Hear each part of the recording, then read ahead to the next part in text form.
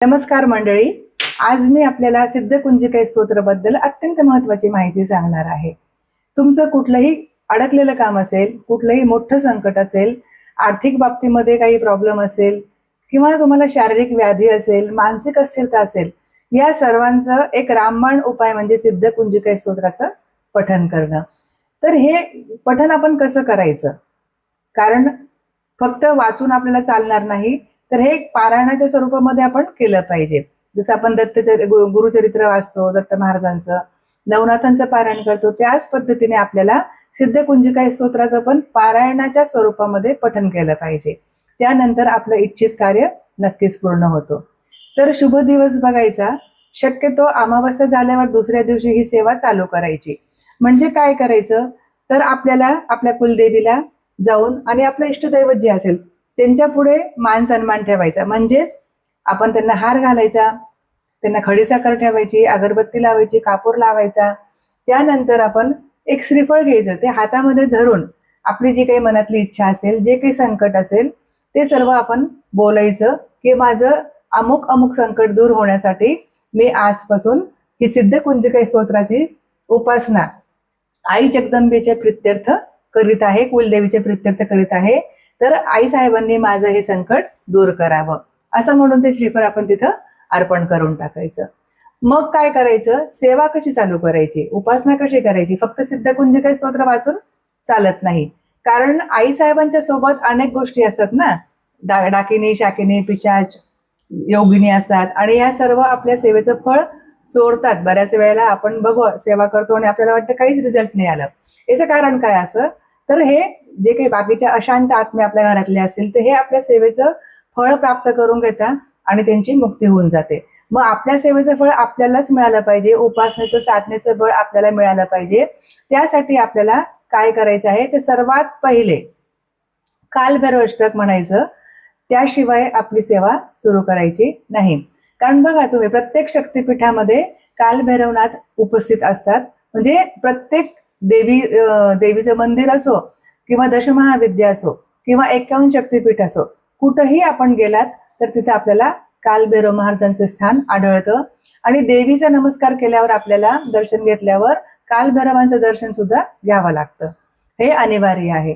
म्हणून आपल्याला सर्वप्रथम काय करायचं आहे की कालभैरवनाथांच्या प्रित्यर्थ त्यांच्या आठवणीने त्यांचं आवाहन करून, त्यांना विनंती करून कालभैरवाष्टक म्हणायचं किंवा आपण कालभैरवाचा एखादा मंत्र म्हणून 108 वेळेला तो मंत्र म्हणून त्यांना विनंती करू शकतो की मी जी काही सेवा करते आहे, उपासना करते आहे, तर ही तुम्ही सुरक्षित ठेवा आणि या साधनेचं, उपासनेचं फळ मला मिळू द्या. कालभैरवाष्टक झाल्यानंतर आपल्याला काय करायचं आहे, पंचमुखी हनुमान कवच वाचायचं आहे. कारण मातेच्या पुढे मारुती आणि पाठीमागं कालभैरव असतात, म्हणून पंचमुखी हनुमान कवच आपल्याला वाचायचं आहे. 10 दिशांचं बंधन करून घ्यायचं आहे. त्यानंतर आपल्याला दुर्गा सप्तशतीमध्ये असलेलं देवी कवच हे वाचायचं आणि त्याच्यानंतर आपल्याला देवीचे 5 मंत्र घ्यायचे. त्याच्यामध्ये सर्व काही आलं.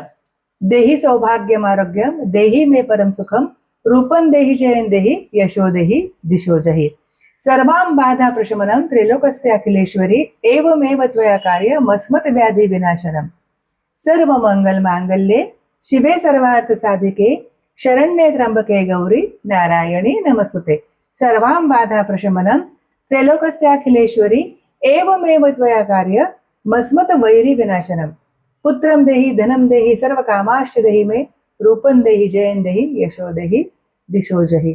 या 5 मंत्रामध्ये सर्व काही आपण आई जगदंबेला मागून घेतलेलं आहे.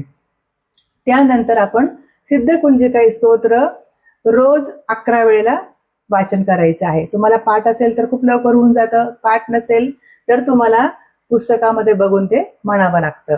11 वेळेला सिद्धकुंजिका स्तोत्र झाल्यानंतर आपल्याला अपराध क्षमापन स्तोत्र म्हणायचं आहे. देवीला विनंती करायची आहे की हे वाचन करताना जर माझ्या हातून काही चूक झाली असेल, जास्त कमी बोललं गेलं असेल, न्यून अधिक झालं असेल तर मला क्षमा करायचं. अपराध सहस्रोजे होती हातून माझ्या, मानुनी दास माफी दे मला तू परमेश्वरी. या पद्धतीने आपण अपराधाची क्षमा मागायची. त्यानंतर आपल्याला परत कालभैरव अष्टक एकदा घ्यायचं आहे. म्हणजे आपण काय केलं, सेवेच्या मध्ये जी सेवा आपण केली त्याच्या अलीकडे आणि पलीकडे दोन्हीकडे आपण काय केलं, कालभैरवाष्टक महाराजांना विनंती केली, त्यांचं आवाहन केलं, त्यांना सांगितलं की मी जी सेवा केलेली आहे, उपासना केली आहे ती फलीभूत होऊ दे. म्हणजे आपण म्हणतो ना, मागे पुढे आपल्या तुम्ही उभे राहा आणि माझं रक्षण करा. या पद्धतीने ही जर सेवा तुम्ही 40 दिवस केली तर तुम्हाला मी सांगते 100% नव्हे तर 1000% तुम्हाला सांगू शकते की तुमचं जे मनातलं कार्य आहे, जे काही संकट आहे ते नक्कीच दूर होईल. कारण याचा अनुभव आम्ही स्वतः सुद्धा घेतलेला आहे आणि हा अनुभव घेतल्यानंतर असं वाटलं की जगाला सुद्धा आपण सांगितलं पाहिजे की या पद्धतीने तुम्ही घरातल्या घरात विना खर्च आई जगदंबेची मोठ्या प्रमाणातली सेवा उपासना ही अगदी थोडक्यात आपण करू शकतात. कारण प्रत्येकाला दुर्गा सप्तशती वाचणं शक्य नाही. कोणाला संस्कृत वाचता येतं, कोणाला येत नाही, त्याला न्यास असतं, कवच किला कारगला आहे, त्याच्यानंतर आपल्याला किलित असते ती आपल्याला बंधनमुक्त करायची आहे, उत्कीलन करायचं, हे प्रत्येकाला सहज शक्य होत नाही. मराठी आणि म्हणजे प्राकृतमध्ये पण दुर्गा सप्तशती आहे, ती सुद्धा अनेक लोकांना जमत नाही. म्हणून आपल्याला हा सिद्ध उपाय आहे, सिद्ध कुंजिका स्तोत्राची उपासना करणे आणि आपलं मनोइच्छित कार्य पूर्ण करून घेणे. धन्यवाद.